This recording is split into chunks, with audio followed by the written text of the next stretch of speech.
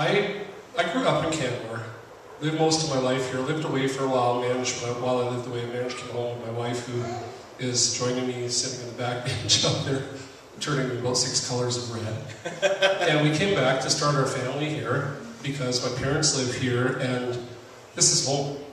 This is home, and I just like this place. I thought if I had to be broke and poor somewhere in Canada, what a great place to be is Canmore. And the more life unfolds up here, you have these great experiences where you trip over the Jamies of the world, who, after you trip over them, they tackle you and find themselves becoming fast friends rather than anything else. So because of that, I just found that I watched Canmore evolve, and to me, people here, it became the habit that you lost friends. They didn't all die. There was no attacks. It was just this community, while it has every blessing it can offer, this place is hard on families. It's hard on people. There's too much pressure. Today, while we were out, believe it or not, campaigning on Sunday, I'm sorry, but it was taking advantage of free labor. I happened to trip over a lady who is a medical professional who holds down not one but 2 part-time jobs to help subsidize her income. When you can put doctor in front of your name, in my mind, that should put you out where you're doing fine and driving the Beamer on the weekend and doing all those. This lady's out working, as are too many other people, and look what it gets you. You can't get to have the joy. An awful lot of young parents are having to turn around, and if they want to stay here, someone else is getting the joy of their children, not them. And you know what? It's not what it's about. That's kind of what motivates me here is Canmore, the town of Canmore has a really beautiful mission statement, which is serving the community to enhance our quality of life. And the definition of our has to include everyone. It has to be out there, and that's what got me into the job. I tried really hard to get onto council. Frankly, I had 4 really good beatings in elections before I finally got to crack the lineup on the 5th. The reason I managed to crack the lineup was, the guy in the monkey suit in the corner didn't want the job, and there was really nobody else they could give it to, and they thought, well, let's give it to him. And so I got there, arrived there as the dummy of the country, that guy.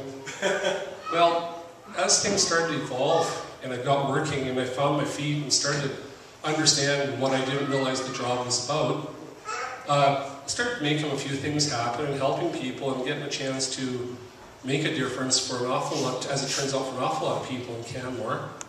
And I saw that we had room to go. Said to my wife at the last election, I'm scared to death to try running for mayor this time, but you know what, one more term to get a little more experience. I'm ready to go for it, because we need the difference. We need someone out there who knows. And with no disrespect to the 2 opponents, unfortunately, I'm still living the poverty dream. I have a small business, but let me tell you, owning a business just means that you're almost as broke as everybody else, and you work twice as hard. But we made the plan that we were going to go ahead and do this, and so when we ran the last election, I nearly fell over and dropped. We had agreed that the previous election I had 600 votes, 662, and I thought, man, this, if I can get 700, this will be really exciting. I came in at 1,800. The next closest person underneath was 60. So I made a difference. I really felt validated. I was planning to be doing this in 2013, not now, but with the departure of the mayor, I still refer to him as the mayor, because he'll be there until I hopefully get to take his job over. But with his departure, it was really cool to, someone had to step forward, and I think that I feel like I've got it all together, and I hope I can convince everyone that we can, because there's no place to go but up, and I want us all to be here. I want to be here next year. I want to be here in 2013. I want to see you guys all on the streets. I'm sick of saying goodbye to people who leave, or people who run into the hardships that are caused by the pressures of living here. And as a leader, my job is to cross the path. I'm not there to be the one-man decision team, but I'm there to help bring out the viewpoint of everybody, not just whatever particular community I feel I represent. I liken the job of mayor and council. It's like the co-op commercial, or the WestJet. I'm the owner. I'm the owner. I have 12,500 bosses who live here, another 4,500 who only come on vacation. So I need to live up to that. I kind of enjoy it. It's my nature, and it's where I hope to stay. So thank you guys for your time. You guys are awfully cool. It was a no-brainer selling my wife in to come in town for a visit. So it's nice to pay a visit with you. Thanks. Yeah, that's awesome.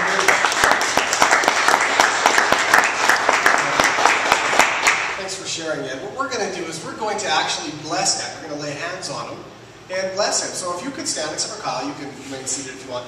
Kyle is videotaping this because we're actually going to put this up on YouTube and link back to Ed, and just so others can see that we're missing here this evening. But we're going to honor Ed. So feel free to stretch out your hand, and we're going to bless him, just like we do and conclude all of our gatherings. Let's bless Ed this evening. We bless you and honor your service to Canmore. We bless your campaign and all that you will learn through it. We bless you and your campaign staff. We honor your willingness to enter the process of democracy and to desire to serve further in this capacity. We bless your growth through this process. We believe with God that this election process will teach you things, both personally and professionally. You will become a better person, regardless of the outcome of this fundamental democratic process. And when the election process is done, know that you have a community of faith that loves you, supports you, and will be with you and for you in everything you endeavor to do. And let those who wish to add their faith to this blessing do so by saying amen. Amen. Thank you very much. Appreciate you coming. Let's give them a hand again.